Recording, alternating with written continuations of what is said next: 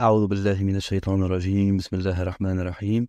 اللهم صل على سيدنا محمد وعلى آل سيدنا محمد كما صليت على سيدنا إبراهيم وعلى آل سيدنا إبراهيم، وبارك على سيدنا محمد وعلى آل سيدنا محمد كما باركت على سيدنا إبراهيم وعلى آل سيدنا إبراهيم في العالمين إنك حميد مجيد.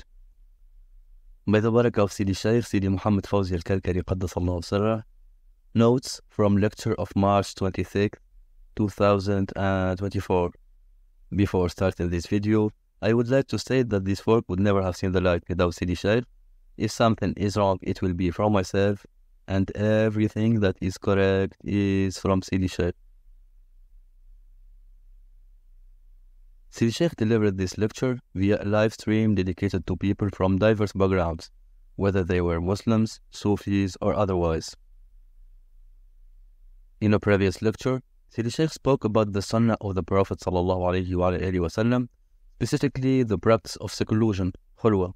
He explained that the Prophet ﷺ used to observe this sunnah by retreating to the cave of Hira until Allah subhanahu wa ta'ala bestowed upon him the supreme opening, which is the revelation of the Quran, along with the full prophethood and messengerhood, as he is recognized as the seal of prophets and messengers. Sidi Shaykh added that the sunnah of khulwa should be the starting point for everyone who is seeking the truth and seeking closeness to the divine. It's about forsaking everything and drawing closer to God through remembrance, dhikr. The journey towards closeness to the Lord begins with dhikr. This is the initial step in attaining knowledge and drawing nearer to the presence of Allah and the presence of the Prophet ﷺ.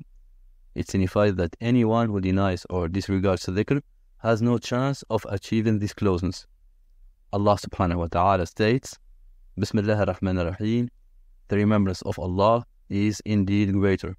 وَلَا ذِكْرُ اللَّهِ أَكْبَرُ. This closeness is a direct tasting, dhawq, and delight that one has in his heart. The station of excellence, maqam al-ihsan, is to worship Allah until as if one is seeing Him. Through this, one can reach the highest station, which is to be completely annihilated in the presence of the Lord, and to witness His signs, wonders, and closeness. Sidi Shaykh then spoke about verses 41 through 43 from Surah Al-Ahzab. Bismillah ar-Rahman ar-Rahim. O believers, remember Allah much, and glorify Him morning and evening. It is He who sends blessings on you and His angels too, that He may bring you forth from darkness into light, and He is merciful to the Muslims. Sidi Shaykh explained that in the beginning of the verse, Allah Azza wa Jal said, O believers.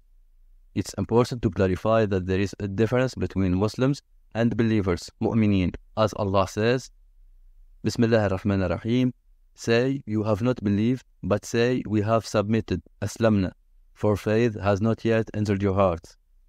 That's why a believer is always in a state of dhikr. Allah has chosen him and made dhikr beloved to him. Thus, he is always immersed in dhikr. His hearing, sight, and actions are all infused with remembrance of Allah. His hand strikes with remembrance of Allah, and his foot walks with remembrance of Allah.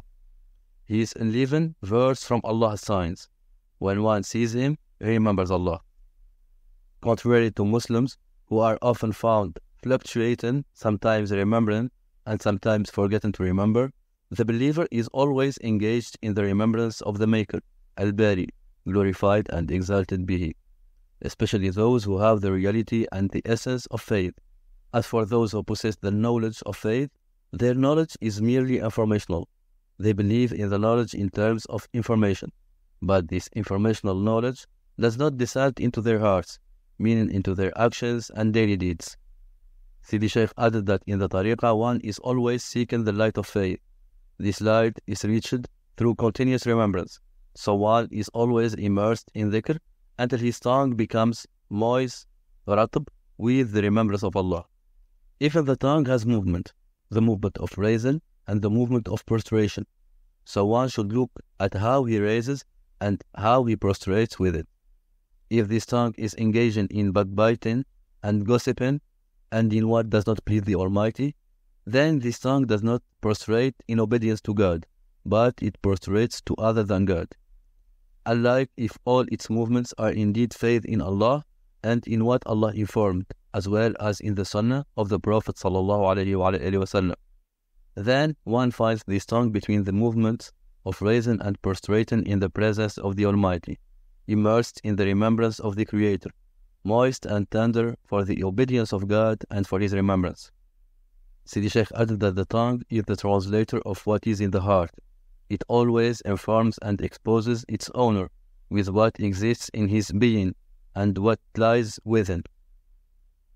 Therefore, when one speaks with the tongue, he expresses what is in his heart and tells what is within his essence. Thus, the first means of expression that humans are accustomed to is speech, in order to convey their needs, desires, and feelings, expressing them through the tongue. Therefore, if one had the light in his heart, and he tasted the seclusion with Allah Azza wa Jal, and his heart became a heart to the Lord, as Allah says in a hadith Qudsi, neither my earth nor my heavens could contain me, whilst the hearts of my believing servant does contain me, his tongue will be telling and expressing about him, and his speech will be close to the divine. It will tell about what is in the heart, and if the heart is healthy, the speech will be healthy. There will be no inclination towards desires in it, nor any trace of darkness, whatever it may be. On the other hand, if the heart is filled with darkness, or far from the presence of the Lord, glorified and exalted be He, there will be a problem in the speech of the owner of the heart. He will be always talking about desires and about folly. His speech does not satisfy neither the Lord nor the listener. As for he whose speech is tied to what is in the sanctified presence, Hadratul Quds, which is the heart, as the heart is a house to Allah, his tongue will express and inform about what exists in Allah's house.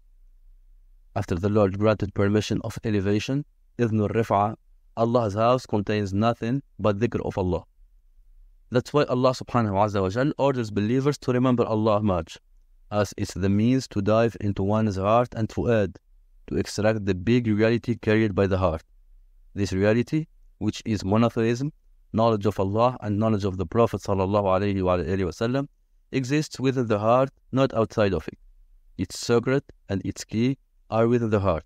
So if the disciple perseveres on the remembrance of Allah, he extracts this reality, because Allah created human beings on the innate disposition of Islam, Fitratul Islam.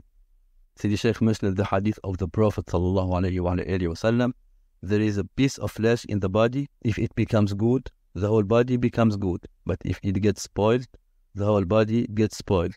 And that is the heart. So one should search within his heart. The key to this search is the remembrance of Allah. This remembrance should be continuous and perpetual, not intermittent.